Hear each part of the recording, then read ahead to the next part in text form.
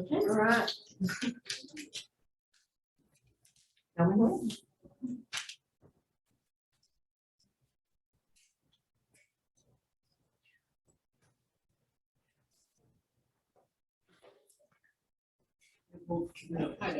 Hi. Good morning, we're glad you're here. This is gonna be you're in for a treat. This is Dr. Holly Allen, but her emphasis, I think, is cutting edge. She's a professor in children's ministry at Lipscomb. She was from Arkansas, has 3 children, grown children, and her expertise is that she wants to show us how to teach our children to connect their spirituality and make them resilient so that they will believe, which is what we all need. Exactly what we need. And it's a very unusual field. You're sort of a pioneer in that area. And so today, this session right now is that spirituality is a protective factor in teaching children how to cope with grief and trauma and all the things that's happening in our world. So she teaches us how to do it, and she has some very good techniques. So we all welcome Dr. Allen. How do you want to meet each person here so you sort of I'll just walk right around. And I met you as you walked in, Kara, Uh-huh. and your son, John, or Sonia. Sonia. I'm Ashley. Ashley, and are you with anyone else here? Or you- Her everybody? mother's Here by myself. Oh, yeah, she's one of our girls. Um, She's one of our fine daughters. Okay, Yeah. are you the youngest? No, I'm a second. Okay, okay, well, she's tried to. Yeah, Line my out sister's the- still sleeping. I met Ann and you're Donna. Donna. Yes, Nice to meet you. Ann, okay, we got 2 Anns, are they Ann with an E or not with an E? No, we're not. And where are you from, Ann? Highway 36, I live in Lawn and Opelika. I go to Okay. Highway 36 church. Okay. Hi, Becky. Becky, I'm glad to meet you. And Becky, where do you live? Monday, Monday, okay, Monday. Highway, yeah. And you're with? Ann. Okay, this is great. I'm glad that you're. And you worship at Sunset? No. You worship at Sunset. So we have a gamut of large, small, Okay. so everything. Calling Belinda McGuire. Yes. She grew up in Monday. Oh, yeah. She's the best. Oh, okay. Well, most of you have lived long enough to see that over the last 30 years, we've seen a lot more children facing loss and grief and hardship and adversity. And we in the church are not immune to that, as you well know. Even kids in good families, everything's going fine and all that. Okay, one more seat just for you. Good morning. And I'll meet you in just a minute when you get all seated here. And so what we're looking at today is how, when we are with children, in any place, as a mother, as a grandmother, as a teacher, in any setting, anywhere, anytime, we can help nurture them in a way that prepares them for the hardship they will face, or will help sustain them during the hard things that have come. And you all know enough kids, you see hard things. I will mention that the literature on resilience has been going on about 50 years. And the first 30 years, they looked at populations of children who were in high-risk areas. So they looked at one group of maybe 200 kiddos, and these were, no, 600 kids, and they were in Hawaii in some kind of depressed area, lower socioeconomic, a lot of alcoholism, a lot of problems. And they followed these 600 kids for years. And they began to see that about 2/3 of these kids were exhibiting problems in school and relationships. And they were kind of documenting what they saw in these 400 children. And finally, someone said, why don't we look at the other 200? They're doing well. They're doing well in school. They're getting along with everybody. We need to see what's the difference. They have the same general background. They're doing well. And so what they've done now is over 50 years have begun documenting these protective factors. What is it? Why do some children come through adversity really well while others are just fragile into adulthood? What are some of those factors? And I'm just gonna go ahead and tell you the punchline. One of those factors is spirituality. Now, your question might be, what do we mean by spirituality? We're gonna get to that. But that's one of those factors. And for many years, that was left out of a lot of psychological, sociological literature. They didn't do religion, they didn't do spirituality, they didn't do faith, but it kept showing up in these children. I guess we're gonna have to count this one. So what we want to do is to say, what is it? What is it? What does it look like? How can we nurture that? So we're going to spend this hour mostly looking at those factors, and then we're going to do things all day long. We're going to do things, ordinary things that we can all do with any children in our lives. So I'm going to read you 3 stories of children that I have known and what they're dealing with. When Mallory was 9, she was diagnosed with a brain tumor. For the next 2 years, her life and her family's life centered on her medical care and her recovery. She had multiple surgeries, some of which were life-death situations. She was in the hospital 15 times. Though the family has insurance, the medical costs have been exorbitant, and her mother has not worked since the diagnosis because, of course, Mallory has needed continual care. Mallory's been in and out of school. Her head was shaved for 2 of the surgeries, and the medications have caused her to gain weight.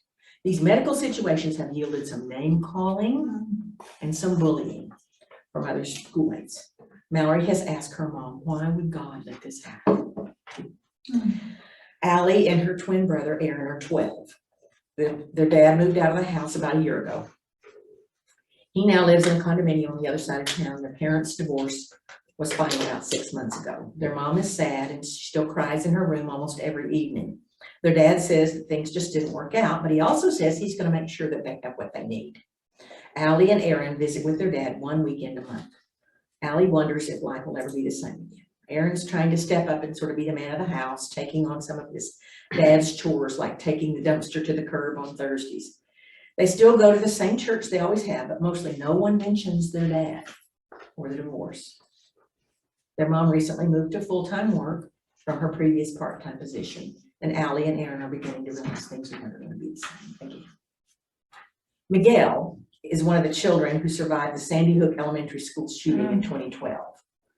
The shooter entered in Miguel's first grade classroom, paused, and then shot the teacher and one of Miguel's classmates. And while the shooter was reloading, Miguel and other children ran out of the building, past the bodies of the principal in the hall and other teachers who had been shot. Miguel heard most of the 156 shots fired that day. Since that time, Miguel has asked about his friends who died, and sometimes he dreams about that terrible day. I don't know Miguel personally, but I did talk to the reporter who had interviewed him. It was a really touching story. Of course, Miguel's much older now, but he still, of course, remembers that day.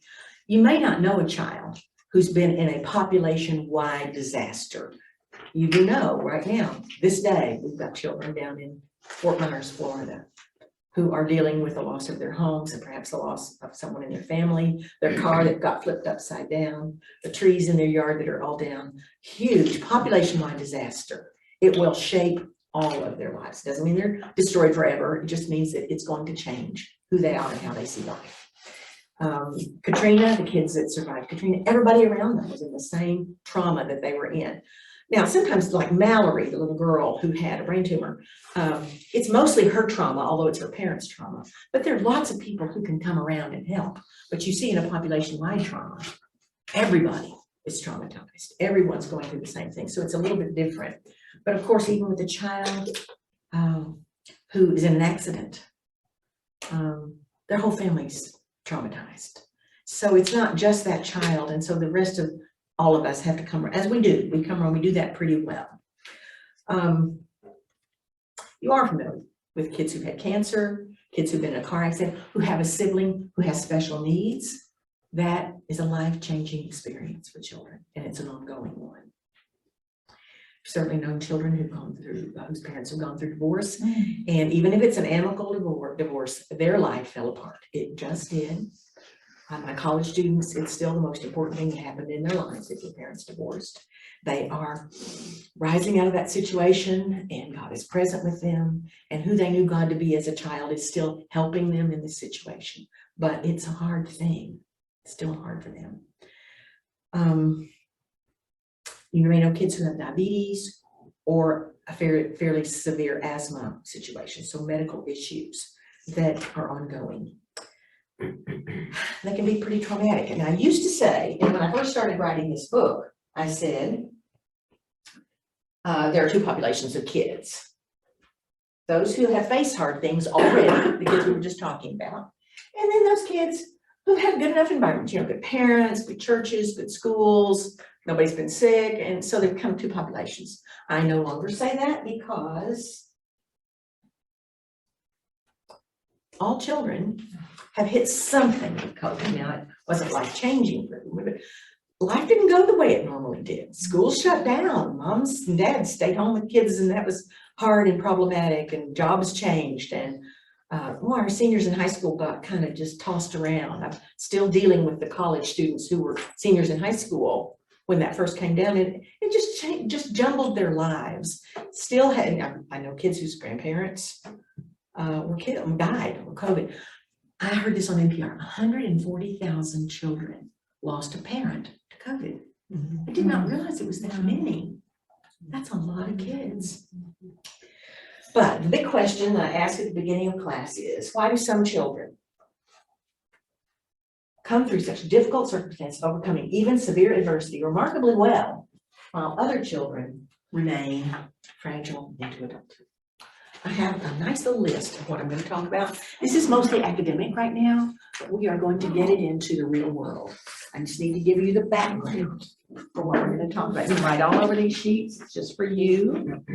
But this lists what the literature says about what are the protective factors. What are some things that buffer when kids have traumatic things happen to them? And the list is on the left. Yes, Ann, you can have one too. I'm so kind of okay.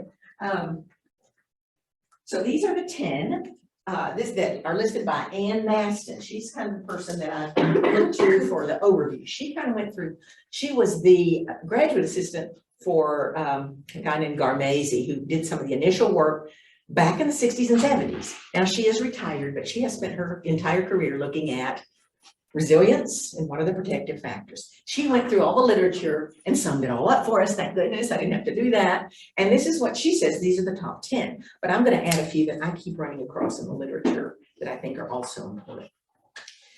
So, about that. Here's our 10. Now, the first one you all could have named if you didn't have this sheet, capable parents. The problem with that is that, of course, all kids don't have capable parents, and there are seasons in our life when we're not really capable. Our life kind of fell down in 1997. Some hard things happened. We went through 3 or 4 really hard years, and our younger children were 11 and 13 when this first happened. Our older kid was 19. He didn't affect him as much, but their high school years were really affected. I wasn't as available to them. I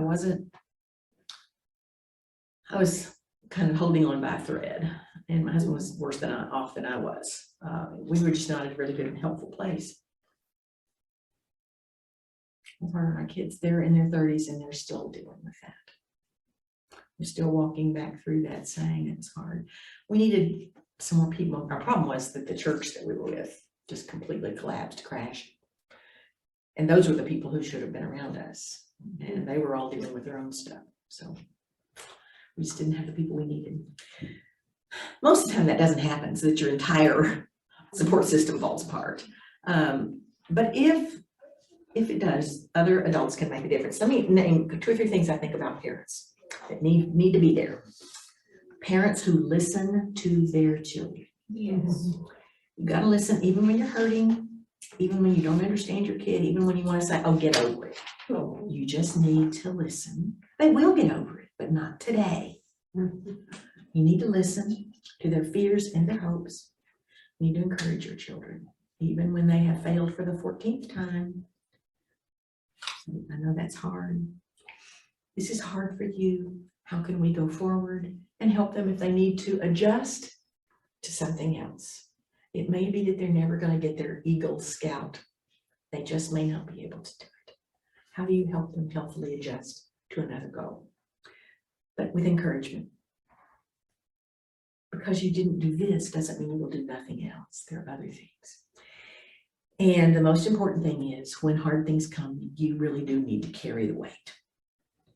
I've been with some parents who are saying, this is really hard, shouldn't have it this way. And I'm going, well, no, it shouldn't, but your children need you. And I just, maybe not a week ago, I talked to my daughter and I said, you know, I still see that I was not as present for you as I needed to be. And good for her. She didn't say, oh, it's okay, Mom. She said, thanks for saying that.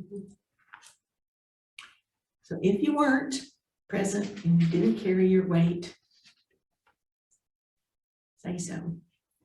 There's still time for recovery, movement forward. But in the meantime, I do tell young parents, you need to be there for your children. I know this is hard. When parents are going through divorce, that's the hardest time because everybody's hurting, but you still have to be there for your kids. You gotta be there. Find somebody else to talk about how hard it is. Find somebody else, not your children. I can say those things pretty straightforwardly. And of course, when your child is dying and you're spending all your time at the hospital, your other children need some other people, the grandmas, the aunts, somebody, they need to be there because you can't really help them as much when you've got to be at the hospital. So there are times when the parents simply cannot and others need to be. So when the parents can't be who they could or should be, grandparents make all the difference. I teach college students and I teach a class called Nurturing Children Spiritually. First thing I do is they write their life spiritual markers and questions like, who has been there for you? You know, what impact did your parents have on your view of God? Those kind of things. I graded those papers on the way here on the plane.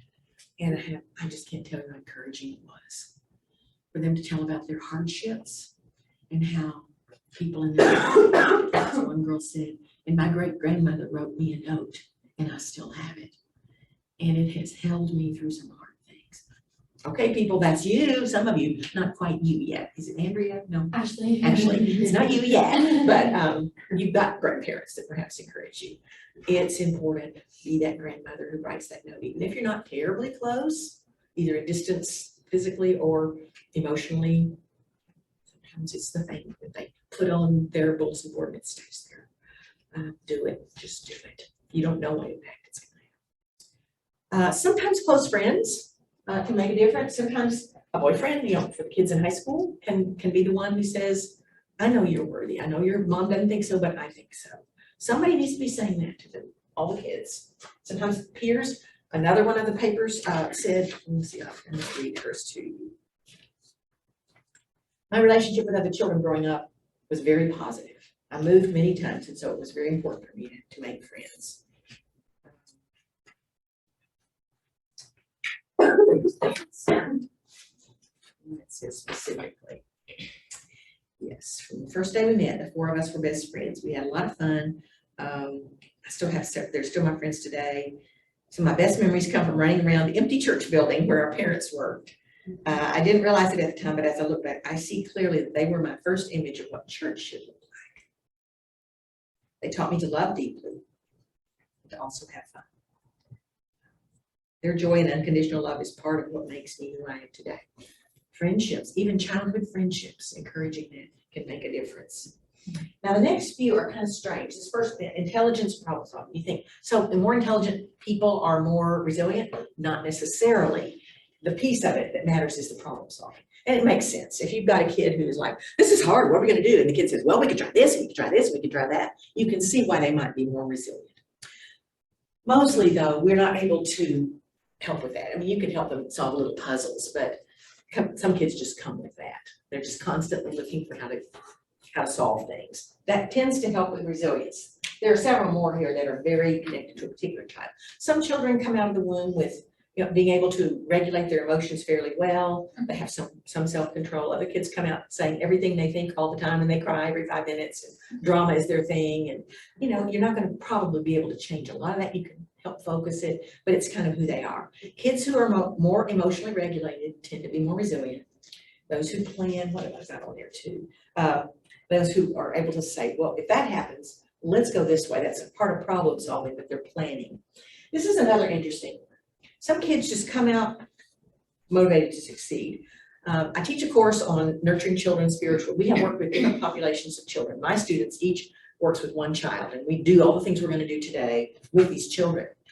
The first year we worked with children whose parents are in prison.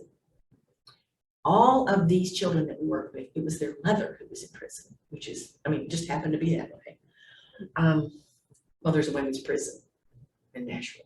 Well, there we go. Why did I not put that together? Okay. Yeah. There we go. One little girl, the first day, she met with her mentor. She was 11, this little girl was 11. She said, what do you want to do when you grow up? She says, I'm going to go to Harvard and I'm going to be a lawyer. Okay, at 11, I didn't know there was a Harvard. I don't think I knew what a lawyer was. Of course, this little girl had a sense of what lawyers were. Her mother was in prison. But that child is saying, I'm going somewhere. Some kids come out that way. Others are like, I don't really know. They're still like that at 28. You're going, oh dear. So some of these qualities, we're not going to be able to change as much, but we're going to get some that we can. Self-confidence and self-efficacy. Do I have that one? Yeah. Some kids are more confident, others are less so. I'm going to read you this little girl. This is, I know her only as a college student, and she's not very outspoken, but she always contributes. She does her small group stuff. I haven't particularly noticed this, but she said she describes her preschool as just very, very, very, very shy. And she said when I entered elementary school, I was even shyer. I felt very anxious in the big public school. And I felt so small. I remember feeling uncomfortable when I had to meet new people. I was scared of making new friends. Then she talks about how her mom and dad always prayed with her. As I got into older in elementary school, I continued to feel anxious about socializing, and I struggled with math. And I just felt like I was a burden to teach. I learned to just pretend like I understood so the teacher wouldn't get mad. This was where I learned to be quiet and people please. I learned the false message that if everyone else around me is happy, then I could be happy. I heard the voice in my head saying that my opinion didn't matter, my voice didn't matter.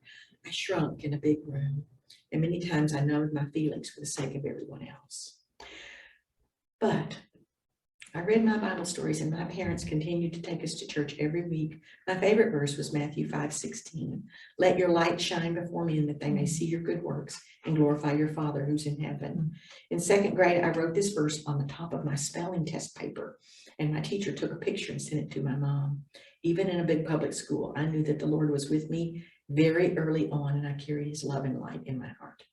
And she goes on saying how she has, to some degree, recovered. I remember praying to God, asking him into my heart. Middle school was tough, but the Lord used older kids to model faith. But I remember sitting in school and praying and talking to God. She was very anxious. I guess she still is probably. I don't see that. But what I'm saying is she didn't have those, she had other things that held her. So even for kids who aren't self-confident, I'm leaning in toward the spirituality piece now. We're not going to make them self-confident, but we can give them tools to come around some of their anxieties with. By the way, my first kid came out of the womb saying, I'm here, I know everything. And so when the washing machine repairman comes, he says, I know how to fix that, for he didn't know a thing. And he's still like that, he's in his 40s, oh my goodness. And our second child came out of the womb going, can I go back in? And he's been that way his whole life. It's very hard for him to, take charge. I mean, he's done well in his job and stuff like that, but he's reticent, doesn't make decisions quickly. I remember going from the 2-year-old class to the 3-year-old class. We're going, we're going to walk down. This is going to be your teacher. Okay, in a few weeks. And we go back to the 2-year-old class. Can I stay here? Well, in a few weeks, we're going to go to the 3-year-old. I mean, hard. They came that way. I didn't make them that way. They came that way. So what I'm saying is there are some things we can't change about our children, but we can come around them and give them some tools. And they're both God-believing, wonderful men. I have a hard time saying that, but they are men. So sometimes effective schools can make a difference in children whose lives in many ways have fallen down. There's no one really taking care of them. They're on their own a lot. Schools can make a big difference. They can do well, even if they don't do well academically, they can do well in sports or music or in some other field. So they can have some way to have a place of belonging. Teachers can make a huge difference. All of my students mentioned teachers, particular teachers who saw them, who made safe places for them. all of them mentioned grandparents or great-grandparents, certainly parents. Effective communities. This matters when, like, if a farm outside Lubbock, a tornado comes through and destroys that farm, but the family lives, they can come into town, the bank is still there, the schools are still there, there are people whose houses and lives were not destroyed, and they can come around and help them. So if you have good communities, you can do that. Again, if you have a whole community that's destroyed, sometimes it's hard to help each other. But that's what we mean by effective community. Sometimes after-school programs can make a difference for children whose lives aren't going very well in their homes. We may not know about it.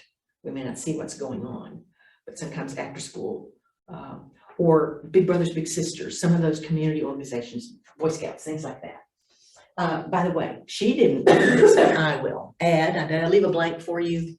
Churches. Okay, churches. This is where churches belong. You could put it down under spirituality, but this can be a community that makes all the difference. I'll tell you about Fred Strasser.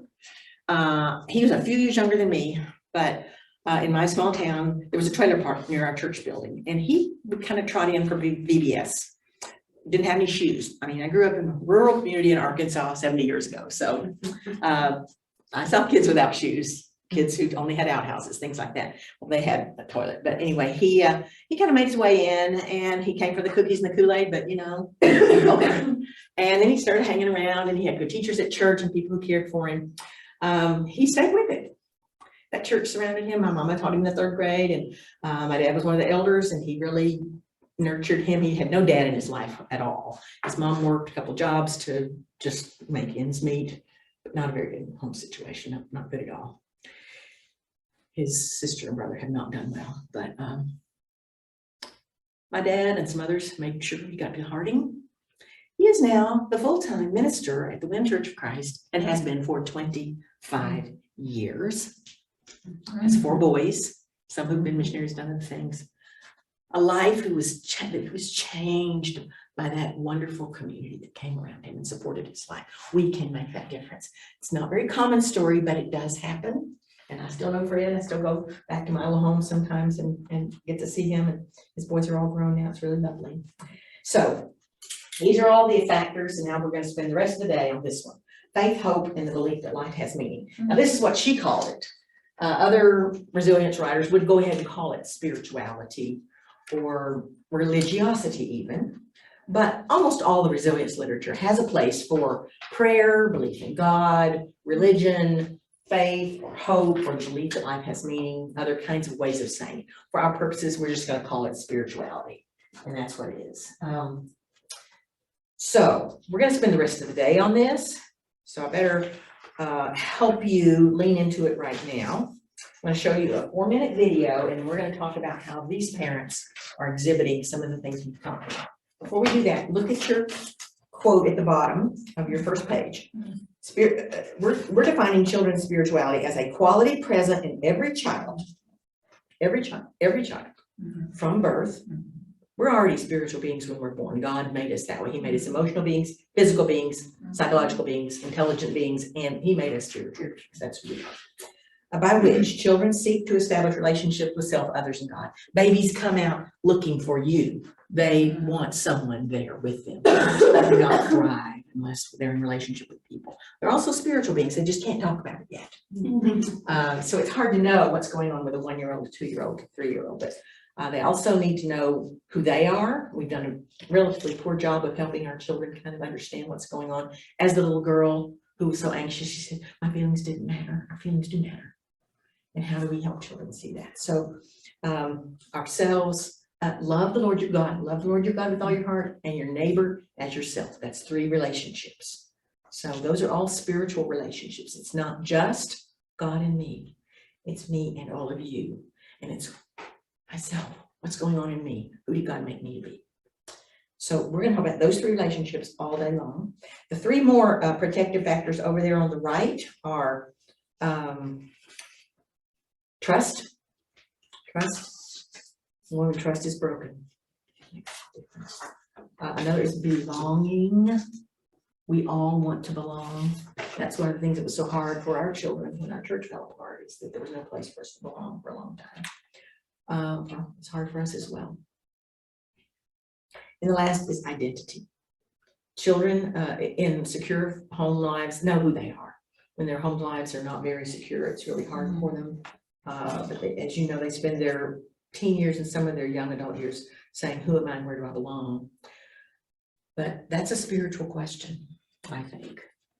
Do you remember Elizabeth Smart?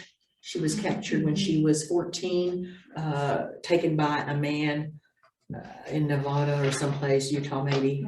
She was from a Mormon family. He took her, dragged her away, chained her up, raped her repeatedly over 9 months. You may know this story.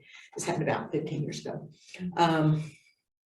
Eventually, he got loose. They hid for a lot of time out in the, just the wilderness. But he kind of went into town. He felt like she was under his thumb, and she was kind of wrapped in all these clothes and everything. But someone thought they recognized her, said, "Are you Elizabeth Smart?" And she was afraid to say. But she went to a library in the town, and the librarian said, "That is Elizabeth Smart." She called the police, and they came and said, "We are here to help you. Are you Elizabeth Smart?" And I said, "Who are you?" And she said, "I'm Elizabeth Smart." And so she was rescued. She's been interviewed. She's written a book. And this is what she says. She was asked, what held you? Elizabeth, you're going to meet, and this is what her mother said to her when she was about 11. Elizabeth, you're going to meet lots of people in your life. Some will like you, some of them won't. But all of the people you'll have to deal with, there are only a few people that matter. God and your dad and me. God will always love you. You are his daughter. He will never turn his back on you. The same is true for me. It doesn't matter where you go or what you do or whatever else happens to you. I will always love you. You will always be my daughter. Nothing can change that. She knew who she was.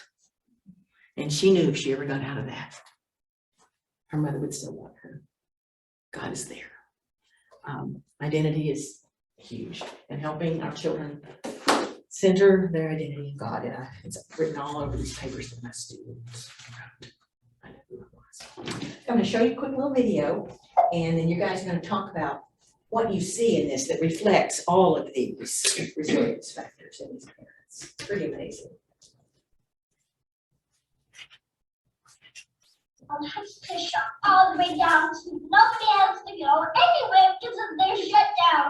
This is Blake. She's Everything in 4. this world has She's 4, and this is right at the beginning of COVID. This is July of 2020. She's in California, and her parents are listening to her, and she's just talking about how terrible everything is.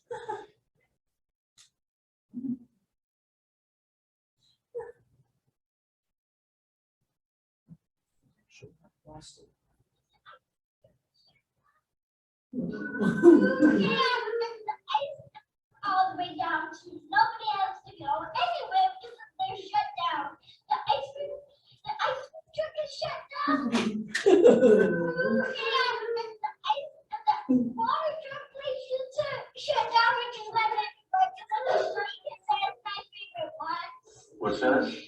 Yeah, it has the gumball one where there's gumballs and there's like blues. And now they have to shut all the way down and we can't go anywhere. Not even McDonald's, which is my favorite restaurant. You can pick up McDonald's in the drive-through.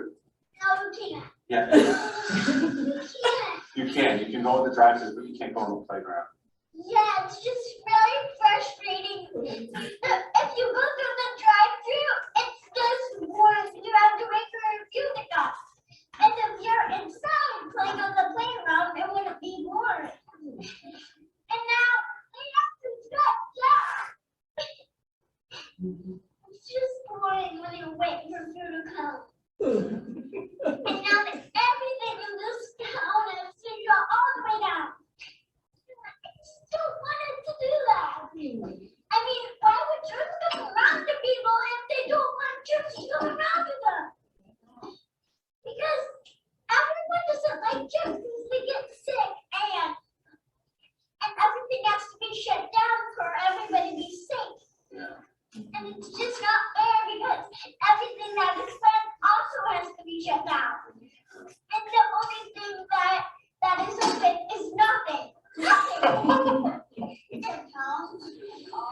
Nothing yet, and actually maybe church too, we can't go to church. Yeah, it's just really We're fun. going home church, so that's why we're doing church on the TV, right? Yeah, but the real church is Jones Academy, and you get to get candy and toys. And we also big like Play-Doh, candy. Once I got that fish kind, and it's just, I only wanted to have fun with Play-Doh, so I bought it, and now, like, everything in this world has to be shut down. It's not fair. 'Cause, like,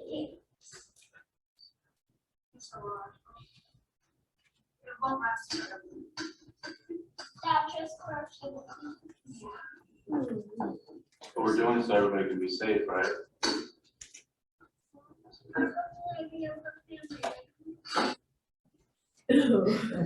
Okay.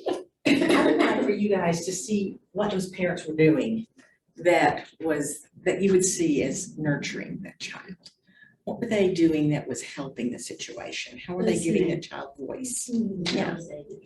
What do you think? Mom's hand is close. Mom's hand is close. That was so gentle. What else did you see or hear? Listen, she cried. She was crying, yeah. You know, I'm sorry to say this, my parents would have said, look, there are people dying out there. That's enough whining. Get over it. I mean, that was it. It didn't matter. And that was not very helpful. We know that it's not the end of the world when you can't go to the McDonald's playground. We know that. But for a 4-year-old, it's as hard as it gets for now. Yeah. For now.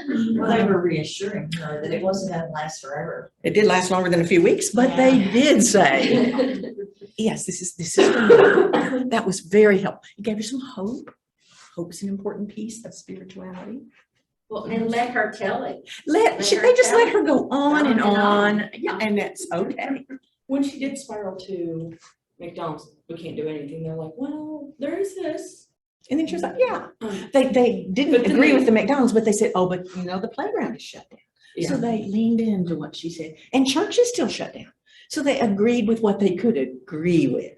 Right, but they also allowed her to be upset that the drive-through was not good enough. Yeah, it's just boring when you have to wait. Okay. Yeah. And I did think, and she said it too, that it kind of seemed like they were kicking her when she was down with you can't go to church too. Oh, I thought it was a way of saying, yeah, it's even hard for us, all of us, you know? Mhm. I like how they let her talk about the things that she liked too. So she was really upset and they would say, well, tell me more about that. And so it kind of helped her like regulate a little bit. They were helping her regulate, moving away from just, it's the end of the world. They kind of helped, walk her back just a little bit, maybe not quite the end of the world. And that's child self piece. Who's been working with her? What in there identified that somebody's been helping her with her feelings? She said, I am so frustrated. Somebody has helped her name her feelings. Now, maybe the parents might be somebody else, but that's helpful when children can name it. Just I'm mad doesn't help. I'm frustrated. That's a different kind of feeling. Yeah, a lot of them are just throwing things. Yeah. But helping kids walk through rather than just be mad all the time. That to me is a good example of how we can help children with ordinary little bumps they run into. Examples, good parents who are helping the child have agency, not letting her spiral down, lifting her up, assuring her, listening to her. I love the hand. And it's hard. Mom said it's hard. That's nurturing a child. That we can do. Makes a lot of difference. And I will be telling you a little bit more about that. I got almost none of that as a child. And it's taken a long time to listen to myself and to say my feelings matter at all. If they just didn't matter. And it's hard to recover from that. But it can be done. But we can be doing a better job with our children now. We're going to be looking at lots of things today. The next one is more of a doing, and we're doing some things with stories. Later we're going to be talking, we have lots of things that we're going to do together. Ordinary things you can do with your own children and grandchildren. I'll be talking a little more. We'll talk about resilience, what that means. And some other things. God Almighty, thank you.